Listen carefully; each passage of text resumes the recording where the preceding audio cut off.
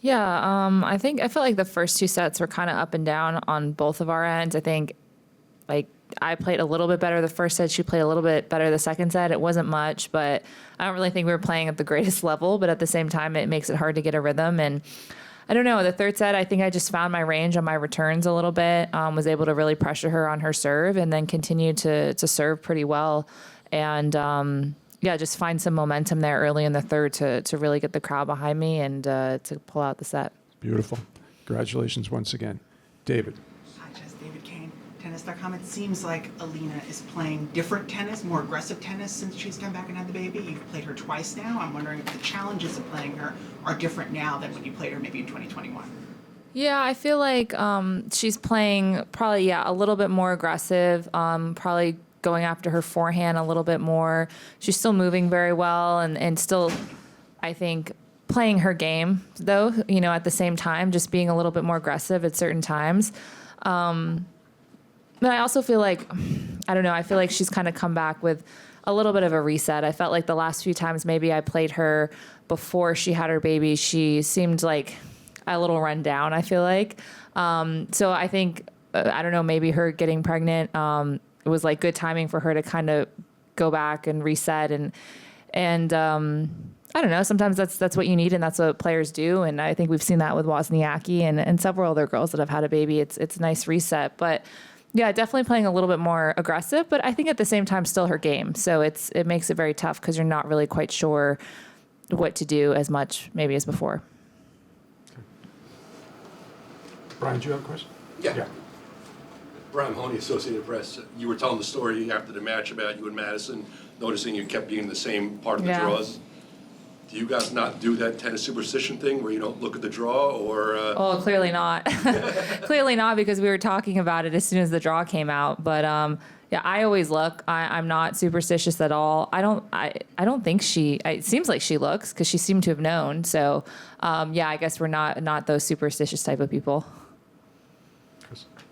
Congrats on your win, Jess. Both wins. Chris Otto with US Open.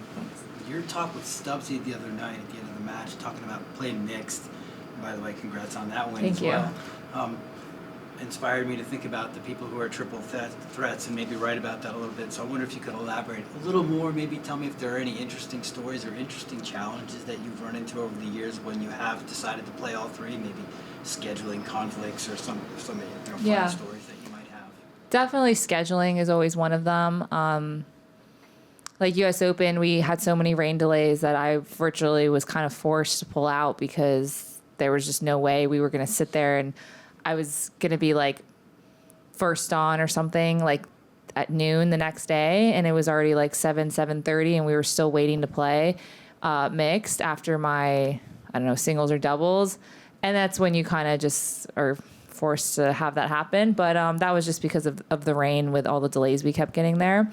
So scheduling, I would say, is probably the main thing.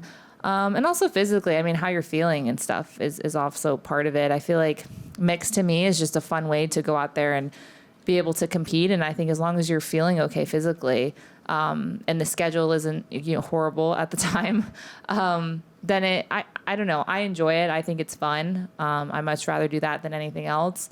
So, I mean, that's just how I feel. I know not everyone feels the same way. But to me, it's just fun to go out there, and especially playing with an American at the U.S. Open. So it's a good problem to have if you do run into these problems, because it means you're probably winning in all three for a little Yes. while. Yeah, exactly. Good problem to have. Okay, Tamai. Just to get to Monica from The Guardian.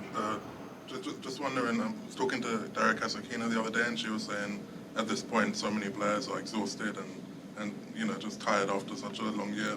You've won many matches this year. Just curious how you manage that mental or physical, tiredness, and how you're feeling in general. Yeah. Yeah, I think after U.S. Open, it's hard, because it's the last slam. Everything leads up to every slam, and so you don't want to shut down, but I think you're kind of relieved a little bit that the year is kind of coming to an end, and you get some rest and you get a break. But there's still a lot of tournaments, and there's still year-end finals, and I think that's something we all still really, are pushing for if you're in the race. Or, now that we have, Beijing back. I mean, I won Guadalajara. That was a huge win for me after the U.S. Open. So there's still time to make jumps and improve on things at the end of the year. And I think some girls as well play good at the end of the year because they know everyone might be tired or, might be starting to check out or injured or whatever it is. That at the same time, staying tough throughout those last few months can really help you going into the next year. And I felt like that's something I did well last year, winning Guadalajara, being able to, play the finals. And those were all firsts for me. So it was an important time, but also really helped my confidence. So, it goes both ways. I think it's just physically how you are, mentally how you are. Just kind of depends on how your year goes. And I think everyone, feels differently. Yeah, go ahead. You mentioned also on court the other day about mixed doubles. You were joking that you're not good at it, whereas obviously you're one of the best doubles players.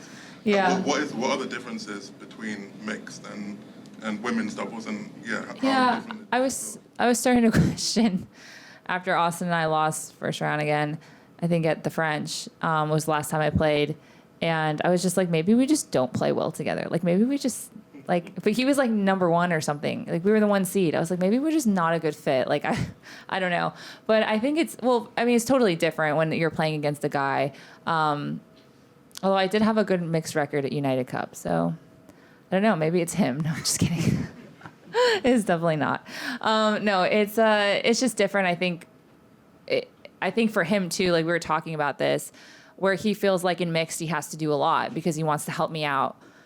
But a lot of the girls are really, really solid. So I'm like, I think he kept getting passed down the line. And I'm like, maybe you're just trying to do too much. Because, like, I can rally from the back. I'm used to that, right? Like, I'm used to in women's doubles, we have a lot more rallies. So that I'm like, I'm okay back there, whether it's the guy or the girl. Like, we don't need to panic. Where I think in men's doubles, they're moving and attacking the net so much. So I think it's kind of finding, like, a little bit of that mix in between where, you want to help out. But at the same time, the girls can hang. So, and then obviously the serving, the men's serving, if you can stay in it a couple of those games and get some breaks, that usually helps win the match. Okay. In the back, Andrew, you'll back clean up tonight. Zach. Zach Brazilian New York Post. What at 2-2 in the third? Was there anything there that allowed you to finish so well?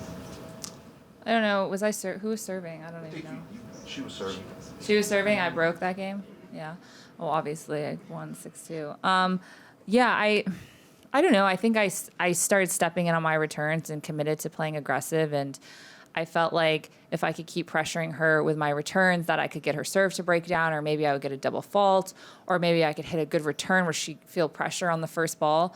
And that's, I think, more or less like what happened a couple times in that game. And I just started, I think, finding my range on my returns and hitting some good shots and feeling like I was gaining momentum. And I just wanted to keep trying to play aggressive and keep pressuring her and not let her, hit out or hit free or feel like she was in control. So I'm not sure why it happened at 2-all. I think I had a lot of really good positive energy, getting a couple, tough holds, some tough points holding. And I, just keep putting pressure on her to even though, she was pressuring me to hold, that I wanted to put the pressure right back on her and be like, okay, now it's your time to hold, but I'm gonna make you play. I'm gonna hit some good returns. And luckily, I think I was able to kind of break there and just take that momentum and run away with it. But there definitely weren't a lot of easy points. And there were some tight moments where if it would have flipped, I mean, who knows? It might have been the opposite score. Okay, David. I was listening to the warm-up this afternoon. It occurred to me how strange it must be to try to warm up and hear somebody over the loudspeaker yelling your accomplishments. And obviously, I know as tennis players, you're trying to block everything out. But do you pick up on some of the things they're saying about has there ever been a time when they said something incorrect? Or what is that moment like when you're trying to focus and you're hearing all these things? I've definitely had incorrect stuff. Like incorrect stuff that either was like good, like as in I hadn't done that, or like where I'm like, or they would say a couple of things. I'm like, they missed like three things that they should have added. But it doesn't really happen so much at the slams. It might've been like a smaller tournament. But yeah, I think it's nice. It's cool when they can rattle off some really cool accomplishments, and it makes you feel proud to walk out there and excited, and gives you a lot of confidence going, hearing them announce that, I don't know. It makes you feel good, I think. gives you a lot of confidence, makes you feel like you have some swagger when you're out there. You know, you're in this huge stadium and there's someone announcing all these accomplishments. And, you know, if it's a longer list than your opponent, then you feel good. And then sometimes I play against someone else, I don't know, like a Petra or Waz, and they're like, I don't know, 20 titles. And I'm like, oh, I'm like, not, it doesn't sound as good when someone's are better than yours. But yeah, it's a cool feeling, especially here at a slam. Okay, 2 more. Chris and then Andrew. Chris. Just a player like Maddie can be pretty lethal when she's playing well. I just wonder, how do you feel in general about the challenge of facing a player that can take the racket out of your hands like that? Is that a challenge you embrace? Yeah, I've definitely played or just practiced. We haven't played that many times. I think just once last year, and I won, but it was tight. And but I know she plays really well here. I know she likes the U.S. hard courts. Obviously, she's a finalist here. She's definitely been playing well, won Eastbourne, did well at Wimbledon. And I practiced with her several times since, and every time I practice with her, yeah, she just has the ability to just, you know, hit aces and rip forehands and backhands and just play a really big power game. So it'll be interesting to see, you know, how smart I can play and what I can do to combat that. And it's always a challenge. And I don't mind playing players like that. Obviously, you have to play against girls like that. But it is hard because, you know, if they're having a good day, you're in for it. But at the same time, I think I have a good game that can disrupt a lot of those players. So hopefully, you know, I'm able to do the things correctly that I need to do come match day. Okay. Andrew, last question. Andrew Jones, ESPN and State. Just congrats on another successful doubleheader day, and respect to your trainer on all that he's doing with you. I talked to Alex DeBernard just now, and he showed that he was a fantasy football fan. And has there been any international players that you're surprised with who are NFL fans, and have they become a fan of the Bills? I'm surprised that he is. So that's interesting. I'll have I don't know if there's some people, I couldn't tell you names, but there's definitely people that have randomly come up to me and been like, Josh Allen's on my fantasy. He's getting me mad points, like blah, blah, blah. It's always, you know, something like that. But it usually tends to be in reference to their fantasy team, and they have someone from the Bills. Usually, yeah, it's like Josh Allen or Diggs or something.